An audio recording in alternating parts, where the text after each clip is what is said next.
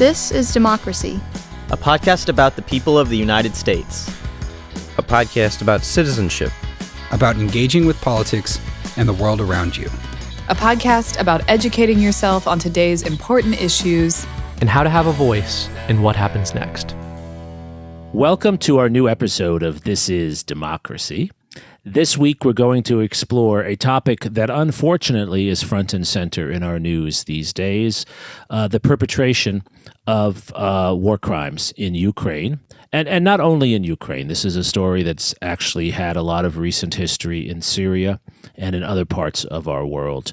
What are war crimes? What do we mean when we say war crimes have been committed? How do we understand that terminology? And what do we do about it? We actually have a long history around this topic, and we're joined today with the person who I think has written some of the most interesting work on this topic. This is my friend and fellow historian, Elizabeth Borgwardt. Elizabeth Borgwardt specializes in the history of international law and the history of human rights ideas and institutions. So she's kind of like two scholars in one. She does the international law side and the international history side, with a focus in particular on war crimes trials, such as the Nuremberg trials at the end of World War II, the Tokyo trials at the end of World War II. Most recently, she's the co-editor of a wonderful book, Rethinking Grand Strategy, where she writes, among other things, about Franklin Roosevelt's approach to international affairs. Her publications on human rights politics of the 1940s, especially her book, A New Deal for the World, America's Vision of Human Rights. This work has been recognized widely as some of the most important cutting-edge work on these topics that we're discussing today. Liz teaches at Washington University in St. Louis, and she's been a visiting scholar pretty much all the important places in the world. She has a PhD in history and a JD, so she's also spent a lot of time studying these issues. Liz, it's really delightful to have you with us today. Thank you for joining us. Oh, it's great to be here, Jeremi and Zachary. Thank you for the invitation. Our pleasure, our pleasure. Before we turn to our discussion with Liz, we have, of course, our scene-setting poem with Mr. Zachary Suri. What is the title of your poem today? Fortunately. We are fortunate to hear your reflections on Fortunately. Let's hear it.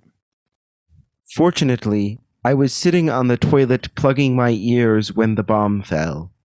Fortunately, it is nearly impossible to cry when you are starving.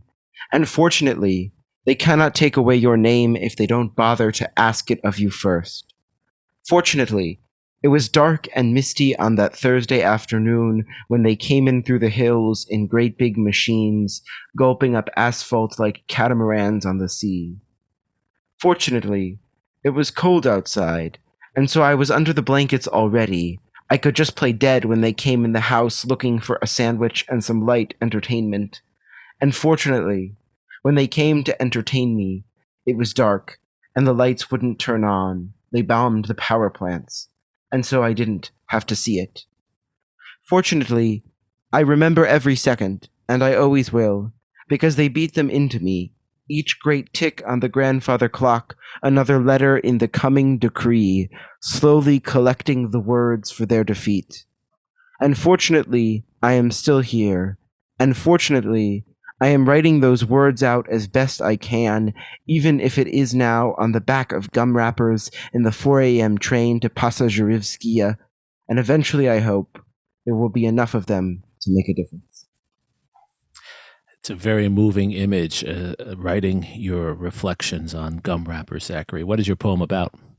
My poem is really about the power of words and the power of testimonials to overcome even the most horrific circumstances, and how ordinary people can make their voices heard through art, through poetry, but also just through plain speaking the truth. Well, I think there's a lot to that. Liz, one of the reasons, as I understand it, that we developed this terminology around war crimes is to pick up from where Zachary is. There are unspeakable actions that are committed, and they're not new to the modern world, but certainly in the last century, we have tried, I think, to identify those, discourage them, prosecute them. So maybe help us understand, where does the term war crimes come from? What does it mean? How do we understand what we're talking about here?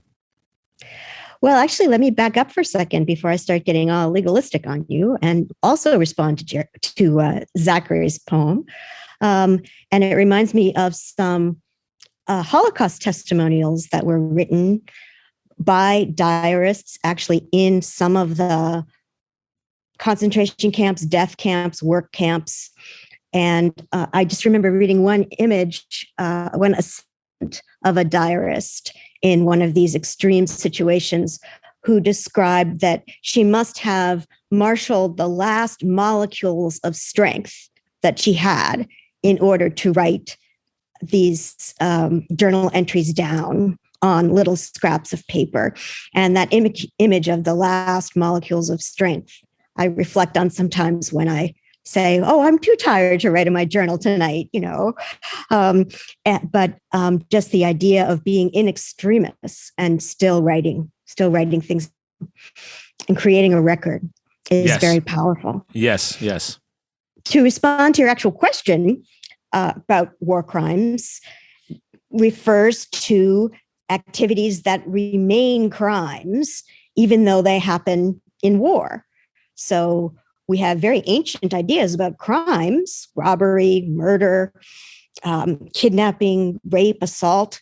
And yet in wartime, sometimes that the status of those acts can alter, right? You're supposed to go kill people in wartime. That's part of the idea, is to inflict maximum damage on your enemy. And so killing in wartime is not necessarily a crime. To the contrary, it's encouraged. And so under what circumstances are these kinds of activities, which are normally crimes in peacetime, are they also crimes in wartime? So that's the concept dividing war crimes from the equally long history of peacetime crimes. And what is the basis for distinguishing between what would be legitimate use of violence in warfare and the illegitimate use? Because obviously that's going to be different from peacetime judgments, right?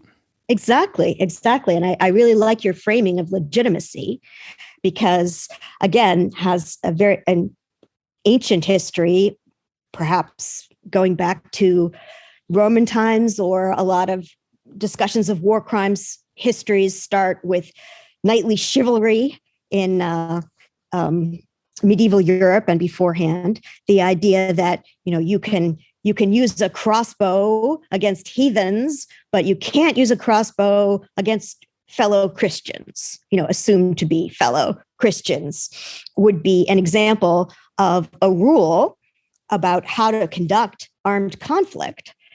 And so, again, it's the same act. In certain circumstances, it's considered to be a crime, and in others, not. And so the legitimacy factor that you mentioned, Jeremy, goes back to this idea of what are the rules of the game for legitimate warfare, and they're different in different times with different players.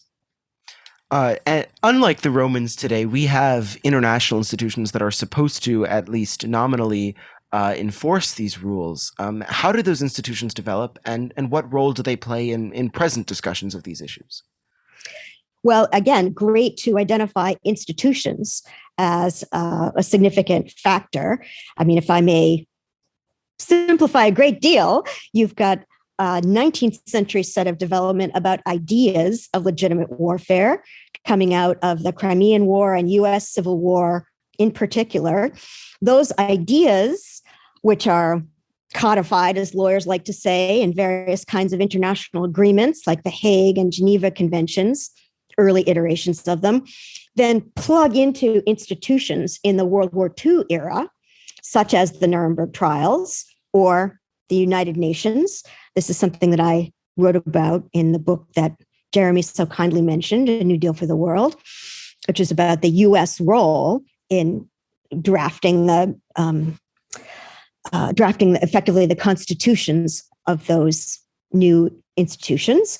And then later in, say, the 70s, but especially in the 90s, you see these ideas and institutions plugging into what we now call grassroots movements or popular movements or non-governmental organizations like Amnesty International, where they're energized and, of course, diversified by the participation of ordinary people. So you have a multi-layered development of ideas and institutions over time. You actually really explained some very complicated things in a very direct, accessible way there. That was really helpful, Liz. And maybe the best place. You can't see the hand motions, but maybe the best place to start on this is to go back to your wonderful book, A New Deal for the World, and just maybe lay out for us what role do Nuremberg and Tokyo, the war crimes trials, play in taking what is a set of ideas, perhaps, that are in gestation, and giving them some not just legal but some forceful backing, although controversially, and sort of where do we go from there? Excellent. And again, I have this tendency to sort of back up to the moon, but just briefly, I think one of the most salient developments of the 1940s, and particularly towards the end of the waging of World War II, was a kind of reconfiguration of the very idea of security. And that President Roosevelt's administration, Franklin Delano Roosevelt's administration, a number of the young lawyers associated with his administration were instrumental in helping to develop these ideas. It was, of course, an international enterprise among the Allies. And by the end of the war, there were 49 allies. And so the reconfiguration I describe as economic ideas, that you can't have security if people are starving and fomenting revolution, multilateral collective security ideas, which leads us to the United Nations as an institution, and ideas about accountability, particularly individual accountability. And that gets us, I'm just going to stick with the Nuremberg Tribunal because Tokyo is very much modeled on the Nuremberg Tribunal Charter. Tokyo came just slightly later. And so the economic security piece is a set of agreements known as the Bretton Woods Accords, which gets us the World Trade Organization and the World Bank. As noted, the collective security ideas get us the United Nations, and the accountability, particularly criminal accountability, gets us the Nuremberg trials. One of these things is not like the others. The Nuremberg trials doesn't have that enduring stickiness, as political scientists like to say, to carry it over into the post-war era. But it was initially conceived, supposed to be the first step in a permanently sitting International Criminal Court, ICC, which we do get eventually in 1998. The Rome Statute is drafted, and then it enters into force, as lawyers like to say, in 2002. But there's a long fallow period during particularly the most virulent phase of the Cold War, where these Nuremberg ideas aren't really going anywhere. And at Nuremberg, I have a sense, Liz, from your work, you don't see this as just victor's justice, right? That's the criticism that I imagine Vladimir Putin would articulate today. If we said, you know, we have a system of war crimes trials. It goes back to 1998, as you say. We finally create this International Criminal Court. We've tried certain people like the former leader of Yugoslavia, Slobodan Milosevic. But I imagine Vladimir Putin would say, war is war. I'm just fighting war, and you only prosecute the people who lose. It's victor's justice. What's your response to that? Well, I think it goes back to your raising of the idea of legitimacy, Jeremy, which I think is an excellent watchword for discussing a lot of these ideas and institutions. There are a number of factors that serve to delegitimize Nuremberg proceedings. The most famous or the most well-known trenchant one is the idea of ex post facto law, right? That you can't try accused people, you can't try defendants for activities that were not crimes at the time they were committed, and just make up laws later and try people defendants for them. But there were other delegitimizing factors as well, such as a principle known as clean hands. In Latin, it's called tu quoque, which means you did it too. My students love the Latin for some reason. Usually I try to stay away from it. Well, Zachary is a Latin expert, so you're speaking his language quite literally.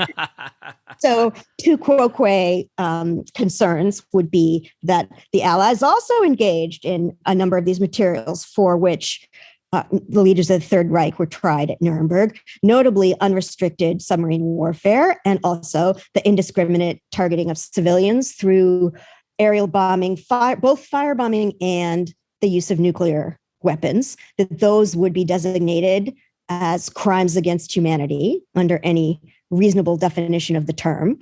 And then there were also procedural examples of procedural unfairness during the trials, such as prosecutors talking to the judges and hanging out with them and socializing them and all kinds of other things that would never have been allowed, let's say, in a U.S. criminal trial. But clean hands and ex post facto are the two big ones. So there are absolutely legitimacy issues. So I can keep talking to how one might address them, but I'm rather just stop and then you ask a question. And No. Well, maybe that would be great. It's just sort of what is the basis for legitimacy despite those very persuasive limitations? Well, those are very serious limitations or challenges to the legitimacy of these trials. And by the way, when I say trials, there's one main Nuremberg trial that is multilateral among four of the leading allies, US, Soviet Union, France, and the UK. There are also a series of so-called subsequent trials, also known as Nuremberg trials, 12 of them. So there are 13 Nuremberg trials total, which is why people tend to use the plural. Okay, but those subsequent trials, like the doctor's trial, the industrialist trials, judge's trial, were exclusively conducted by the Americans. So when I say Nuremberg in this context, I tend to refer to the main flagship trial that was multilateral. And the response to your question about legitimacy or addressing concerns about legitimacy is basically, I'm going to recapitulate the most famous one that was articulated by a political theorist whom I adore, called Judith Shklar, who was a political theorist in a social science department, but she wrote a wonderful book called Legalism in the very early 60s. And basically she said, ex post facto, give me a break. Under what possible notion could these Nazi perpetrators have thought that their systematic industrial killing and targeting of civilians was permissible when basically lesser included subsets of these same kinds of behaviors had been outlawed under particularly the Hague Conventions on Land Warfare since the very early 1900s.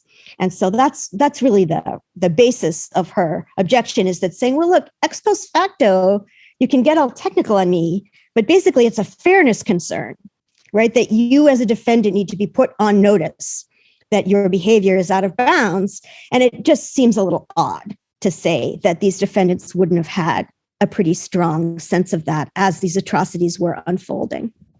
What about the argument advanced most famously by Hannah Arendt in her book Eichmann in Jerusalem, that perhaps what is needed is not the criminal prosecution of the perpetrators, but a real process of political responsibility for the state apparatus itself? And perhaps that includes not just tackling the difficult moral questions of guilt and innocence, but really dealing with the nitty-gritty of the political institutions themselves that allowed such actions to occur. Oh, 100%. Okay. I think your question goes to really all of law as an enterprise, which is it's really not a substitute for social relations and politics. It's something you can turn to when social relations and politics breaks down. And that includes domestically. right? If your neighbor's hedge is, I don't know, casting shade on your vegetable garden so your tomatoes won't grow, your first line of approach is not necessarily to take them to court or to buy a flamethrower, right? It's to use other basic kinds of social norms to try and fix this problem, address this conflict. And only when those approaches break down are you thrown back on more formal conflict resolution mechanisms. And that's even more the case at the international level. About the kind of spindliness of the law, I guess, as a substitute for politics and other kinds of dispute resolution. And I think that's a really good segue to the contemporary issue, right? And this is such helpful background, a clear example, as we try to show every week, of how historical knowledge enriches our understanding of the current issue, right? So the challenge that Ukraine faces with Vladimir Putin is it's very hard for them to reach him and to force him to stop his behavior, stop his killing of people. Killing of innocent individuals. I'm sure our listeners have seen the gruesome images of Bucha and other areas of Ukraine, images that evoke just what you were talking about, Liz. They evoke World War II in the center of Europe. So how useful is it in this setting where recourse to structural institutional change or recourse to civil discourse is not present? How useful is it to go the route of declaring these war crimes? And what does that get us? Okay, so the prosecutor of the International Criminal Court has now referred the situation in Ukraine, or not now, from starting in 2014, an investigation was opened into possible war crimes, crimes against humanity, also aggression, which we can maybe talk about in a minute, because that's a little bit different legal category for now. And to start gathering evidence for a possible future procedure of some kind. And there are different kinds of options in terms of, well, does the ICC really have jurisdiction here? Neither Ukraine nor Russia are what's known as states parties to the Rome Statute of the International Criminal Court, although Russia did sign and then unsign the initial treaty, just as the US signed and later unsigned it under George W. Bush. But signing it doesn't make you a states party. You have to ratify it, like in the US. Our Senate has to ratify it. And it wasn't even submitted to the Senate. And so anyway, Russia did the same thing. I don't know what their ratification process is, but basically they signed initially and then unsigned. And so why does the ICC have jurisdiction at all? And it turns out there is an avenue for them to have jurisdiction, meaning authority to investigate. But that doesn't answer your question about, well, okay, gathering evidence is one thing, but what about getting Putin and his generals to stop doing what they're doing? And because they're unlikely to be deterred by saying, we've got many filing cabinets of evidence, that you were doing bad things. And I think that that's the sad story is the slowness, the speed of this kind of an international procedure. It's not really designed to intervene in an ongoing conflict. If you look at Nuremberg and even the war crimes trials for Rwanda and the former Yugoslavia, they were really for, especially Nuremberg, for conflicts that were over. Okay, so just like litigation in the US system, you're cleaning up people's messes in a backward-looking post hoc way. Okay, post hoc was for you, Zachary. And so when can litigation be part of a solution? Well, if you have maybe some kind of plea bargain, or if you can trade away elements of future liability in exchange for someone stopping bad behavior. Sometimes that can be effective. And the ICC, the very first prosecutor of the ICC, said he was interested in doing that, not necessarily giving people a get out of jail free card, but using the ICC as a diplomatic tool to intervene, perhaps to talk about future liability. It's designed to hold individuals accountable. Also circling back to Zachary's early questions, just as Nuremberg did, and not institutions. Right. And it's a later occurring intervention. Just like court cases are in domestic situations. I like that metaphor of it being a method of cleaning up the garbage after the fact, but not necessarily intervening during the act of commission. And just to clarify for our listeners, because it does get complicated, right? The ICC, as Liz said, is the International Criminal Court, created in 1998, as Liz said, with the Rome Statute. And just to go back over where we were, both the United States and Russia initially sign on, but then unsign, and the United States never ratified its membership. And it's interesting to think about this as a long arc of history back to Nuremberg coming up to the present. One of the arguments often made for the value of calling out war crimes that many of your colleagues make, Liz, is that doing so is a kind of naming and shaming. I think that's the term of art, right? That what you're doing is you are declaring something out of bounds, a certain kind of behavior, and you're making it harder in this case for Russia's maybe not friends, but those who have remained neutral, India, China, other countries, making it harder for them to associate themselves with this. I think as parents, we do this naming and shaming all the time too, don't we? So does this work? Is this a way in which the post hoc legal process can have an influence during the commission of the atrocity, during the war? Well, as you rightly pointed out, Jeremy, it's not as if this kind of naming and shaming is going to affect Putin in any way. If anything, it might encourage him to double down or crack down further on the free circulation of information. And I think you rightly point to one area where there might be a little bit of wiggle room, which is isolating Putin's regime ever more on the world stage. And in terms of having a good effect, would be almost impossible to measure, but something that we might think about looking ahead would be, well, maybe China would think twice about acts of aggression against Taiwan, seeing how ostracized Putin has been, including commercially and financially, after this act of aggression. And so that would give future putative invaders pause, I guess, by invoking these kinds of sanctions, and also other, not involving tribunals, but other kinds of sanctions, economic sanctions, financial sanctions.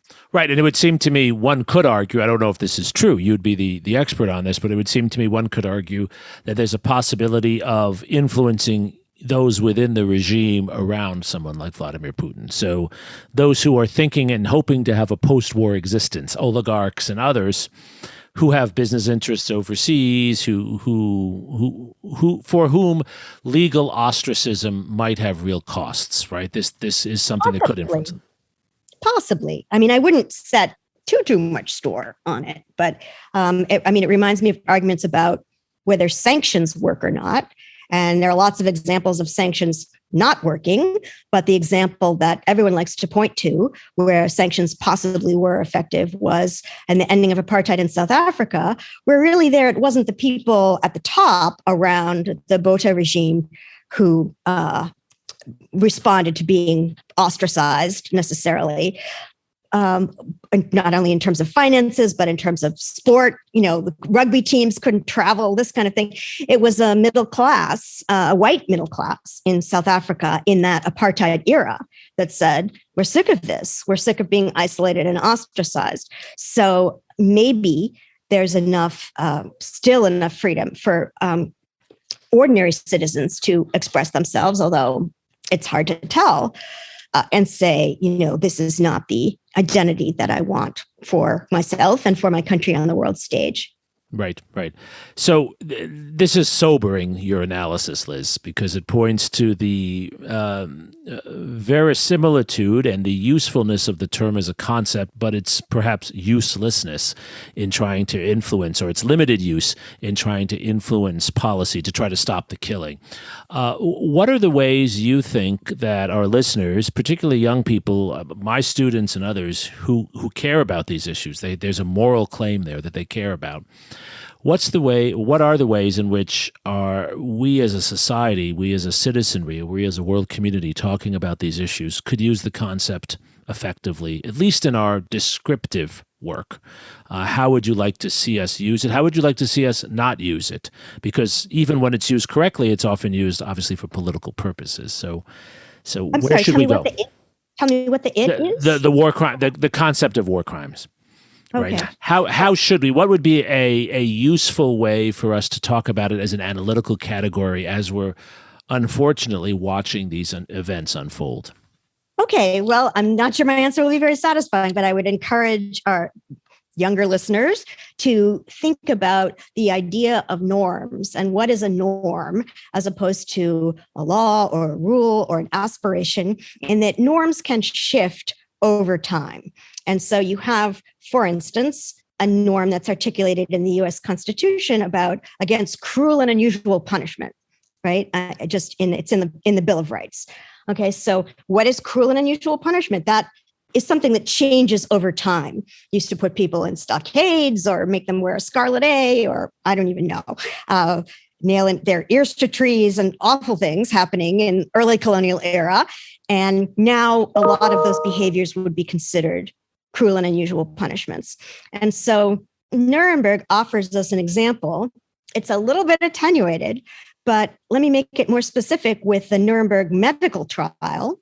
That's the one I referred to earlier as being a later American trial of some Nazi doctors who performed experiments on human subjects without consent. So it's going to take me a minute to lay this out, but in the decision that was handed down in the opinion that was handed down in the Nuremberg medical trial, the judges sort of threw into the opinion a checklist that was necessary for a human subject to be fully consenting to a medical experiment. And it has to be explained to them, and I don't know, this kind of thing, the harm, and nobody really paid any attention to it until the 1970s. I'm talking in an American context now, where we had a scandal in the US known as the Tuskegee syphilis experiments, where some Black Americans had been basically experimented on without their consent. They were not told of treatments for a disease they already had, so that scientists could study them. Okay, so the American Medical Association is looking around and saying, oh my God, what is it that makes us not Nazi-like? What can we do going forward to either make sure this doesn't happen again, or at least to show our outrage and that we have standards? And so what's on the shelf? The Nuremberg Medical Code becomes adopted as part of the Code of Conduct by the American Medical Association in the 70s. So it's not a law. It doesn't have quote unquote teeth in the way that people are always asking about international law. But what happens in the 80s? The Nuremberg Code becomes adopted by universities. If you've ever conducted any kind of trial or experiment using human subjects in a university environment, you got to fill out all this paperwork. That comes from the Nuremberg Code. And that was in the 80s and the 90s. And it's not until the 90s, later in the 90s, that Health and Human Services actually adopts what I'm referring to as the Nuremberg Medical Code as federal law. So it's a pretty long process, right? It's a dusty part of a decision in the late 40s. It pops up in the 70s in response to a specific kind of political legitimacy crisis, again, in a US context. Then it becomes part of a code of conduct, and then it becomes part of university regulations. And at what point do we say it's a law, that you'll be punished if you break it? It takes quite a long time. And so I think the message in terms of activism is, how do you keep those norms, crystallizing and moving in the right direction? We have a useful concept called jus cogens, more Latin for you, Zachary. This idea that there are peremptory norms of international law, right? You can't just decide, even through a democratic process, that you as a state want to commit genocide or that you want to reinstate slavery, okay? You can't do it. You know that you're breaking the law, right? Under international law on some level, even if it happens. And so there used to be a third jus cogens norm, right? Slavery, genocide, and torture. But torture isn't really in that group anymore. It's moving out of that circle of jus cogens norms because of contrary state practice, right? By the United States. Well, a lot of folks, actually, but yes, notably the United States. The idea being that if there's enough contrary state practice, then the norm is degraded over time, right? And so it doesn't really work anymore to say that those big three are genocide, slavery, and torture. Although it's holding for now for genocide and slavery. And I want to be careful, because it's not that, for instance, slavery doesn't happen, okay? I read something recently that said there might be more enslaved people in the world now than at any time in human history. I mean, depending on how you define enslavement, right? In factories and all kinds of things. But the idea is that if you're doing it, you're doing wrong on some level. You're not saying, you know what? We think it's more efficient to have slaves, or our state policy is genocide. And so that's what at least helps maintain the norm, even if there's some contrary practice. So calling out Putin's killing of innocent civilians helps to reinforce the norm against that behavior. Is that what I'm understanding? Absolutely. And again, it's unsatisfying because it's not very immediate, but it does circle back to Zachary's contribution with his poem, in that one of the activities that turns out to be the most effective is the emotions that are basically engaged by artistic expression in the face of mass atrocities or atrocities against civilians. And so, and Ukrainians themselves are very aware of this. They're engaging in various kinds of performance art and bandaging statues to show that their polity is wounded, and they have mastered various kinds of circulation of memes. And those are powerful artistic expressions. It's unclear to what extent they're able to be circulated within Russia.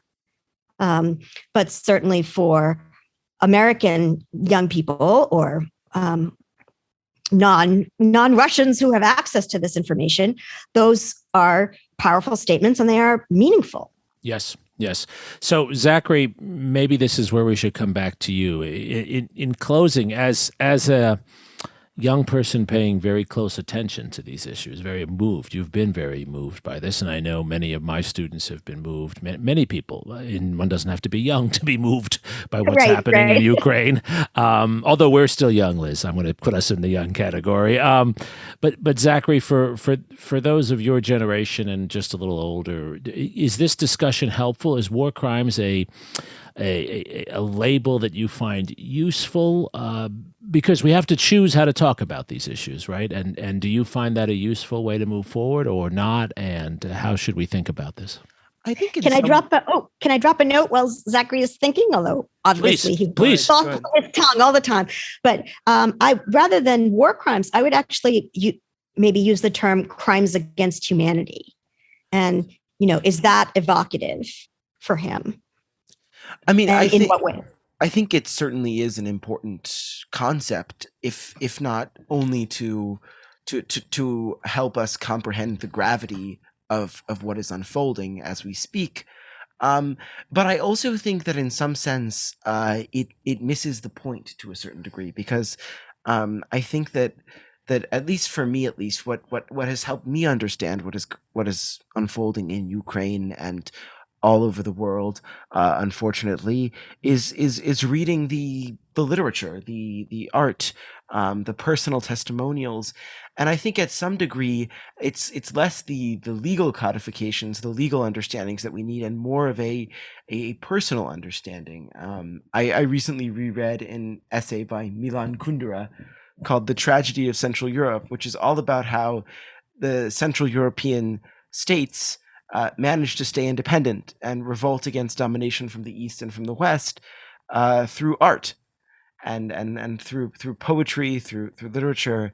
And I think it's important to understand how powerful even individual voices in the United States and around the world can be in shaping the present, the future understanding of this moment. It's a very powerful way of thinking about it, and it is to our listeners. It is Milan Kundera's essay from 1984, actually, so it's from many, many years ago. 84 or 86, we'll check. I think maybe it was 86. In the New York Review of Books, I remember the source on exactly this topic. And throughout history, as Liz knows better than anyone else, the arts have been a source of expression and resistance in certain ways. It was 1980. Absolutely. And there are a couple of relatively recent good books about what is known sometimes in, IR circles as the Helsinki effect. This idea that the Helsinki Accords had a so-called basket of human rights interests when it was signed, that the then Soviets signed onto in, I want to say 75, that they did just sign precisely because it didn't have quote unquote teeth. But then Helsinki watch groups sprung up all over, particularly Central Europe, and they were in conversation with each other. And the arts were a very important part of that movement. People were performing plays in their basements about human rights and putting out poetry journals, and they'd have a soccer club where they'd play soccer and then they'd talk about human rights in the clubhouse. And that cultural movement, which again is sometimes subsumed under this label of the Helsinki moment or the Helsinki movement, was instrumental, I think, in mobilizing that transition, for instance, that led to the unraveling of the Soviet Union. And it was 1984 that the essay was published. Oh, so I was correct. Unfortunately. Oh my gosh. Lightning has struck Liz. Cherish it while it lasts. Liz, this has been so enlightening. You have really enriched our historical foundation and our conceptual understanding of these issues. And you've really manifest, I think, one of our core themes week in and week out, which is that democracy occurs at many levels. And in fact, the quote unquote softer levels of art, literature, daily behavior, they're often more important, or at least as important, as the more traditional areas. And one of the hopes of our podcast is that people see opportunity and see reason to engage in the work of democracy that you've described so well, that Judith Sklar was a great example of within our society at all levels. So thank you so much for sharing this with us. Excuse me. I get choked up when I talk about this, Zachary. It's pretty amazing. And I really hope that our listeners will read your work. Again, Liz's major book on this topic is A New Deal for the World. And I'm going to let Zachary close us out since I'm losing my voice here. You got a fact right, you lose your voice. Well, thank you for joining us. This was a wonderful conversation. We hope to be in your ears soon. Thank you. Thank you for joining us. Thank you very much. Thank you. Fascinating. Take care. Thank you, Liz. Thank you, Zachary. Thank you to our listeners. And thank you most of all to our loyal participants in this democratic adventure we're all a part of. Thank you for joining us for this week of This Is Democracy.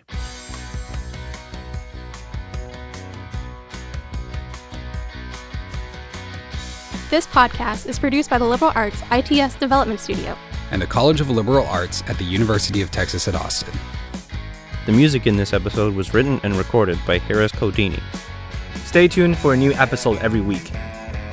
You can find This is Democracy on Apple Podcasts, Spotify, and Stitcher. See you next time.